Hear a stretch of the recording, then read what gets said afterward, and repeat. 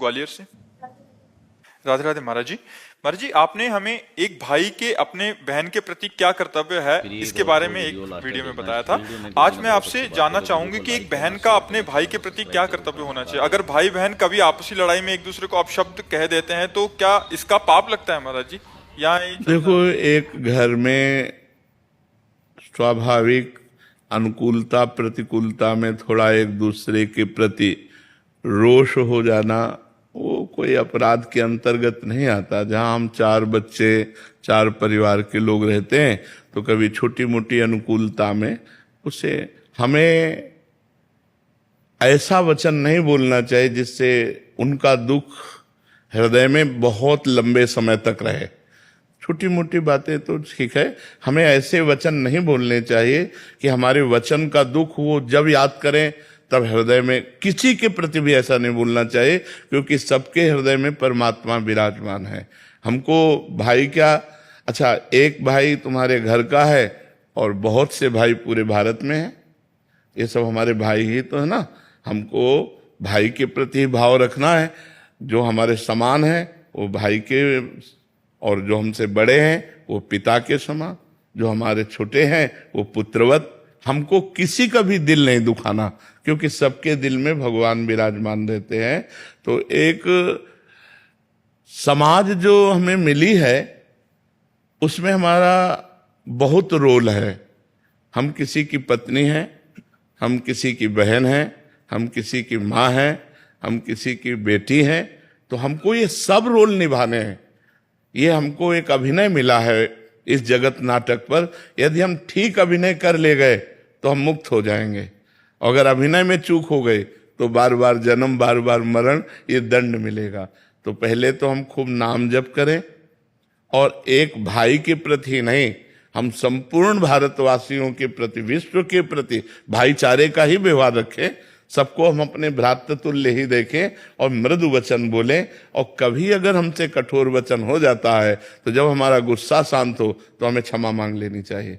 हमको सब में भगवान देखने हैं। हाँ, हमें सेवा दी है कि हम अगर आप गलत चलते हैं तो हम आपको डांटें, लेकिन डांटने के बाद फिर आपसे हमें विनय करनी पड़ेगी। ये हमारी वैष्णव पद्धति है कि अगर हम किसी को कुछ बोलते हैं तो इसके साथ हमारी विनम्रता, हमारी क्षमा याचना की भावना उसके सामने प्रस्तुत होने, चाहे छोटा बच्चा ही क्यों ना हो।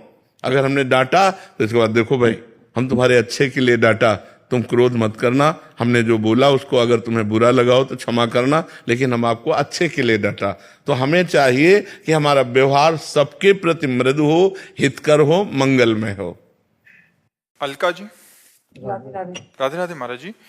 गुरुदेव, मेरा पूजा पाठ जप इत्यादि में मन लगता है तो इस कारण और ज्यादा समय महाराज जी उसमें लगाते हैं, तो कभी कभी बच्चे पति नाराज हो जाते हैं तो मुझे अपराध सा लगता है। वैसे हाँ, वैसे गृहस्थी में ज्यादा पूजा बैठ के करने वाली उचित नहीं है।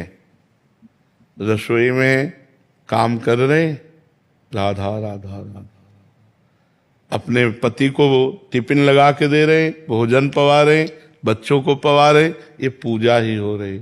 इन सब में भगवत भावना करें। अब आप 1 घंटा पूजा कर रहे हो, बच्चे को स्कूल जाना है, पति को ऑफिस जाना है, और वो सब असंतुष्ट हैं, तो मुझे लगता है वो पूजा ठीक नहीं है।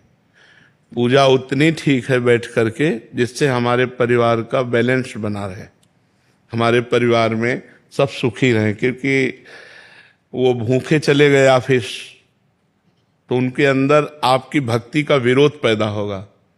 बच्चा भूखा जा रहा है, ये सब ठीक नहीं है। बिल्कुल पूजा मत करो। हमारी बात समझो। अगर आप बिल्कुल पूजा नहीं कर रहे हैं तो आप अपने पति को भगवत भाव से, पुत्र को भगवत भाव से रसोई बनाई, ठाकुर जी को दिखा दिया, पवा रहे, बढ़िया पूजा हो रही।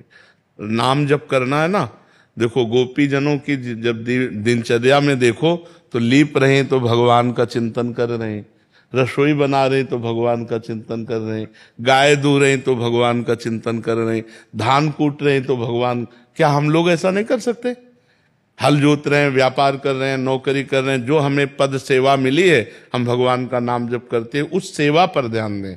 हम लोग केवल उसी को पूजा समझते हैं। 4 अगरबत्ती घुमा दिया, फोटो रख करके और मूर्ति रख के, तो वो पूजा हो गई।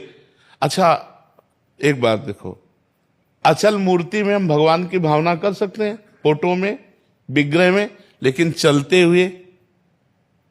हुए पर हम भगवान की भावना नहीं करें तो हमारी बहुत बड़ी कमी है। इन सब में भगवान ही विराजमान है। सच्ची मानिए। अगर आप ईमानदारी से सब में भगवत भावना कर ले तो आपसे बड़ा कोई महात्मा नहीं। स महात्मा सुदुर्लभा वासुदेवा सर्वमिति, स महात्मा सुदुर्लभा।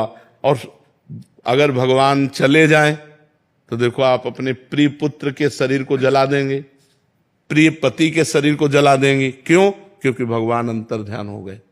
तो उन्हीं भगवान की पूजा करना है। अब सब खा पी के अपने अपने काम में चले गए, अब हमारे पास समय है तो हम टीवी ना खोलें, हम पूजा गृह खोलें, फिर अपने ठाकुर पूजा करें, फिर बैठ के जप करें, लेकिन वो बाद में करें।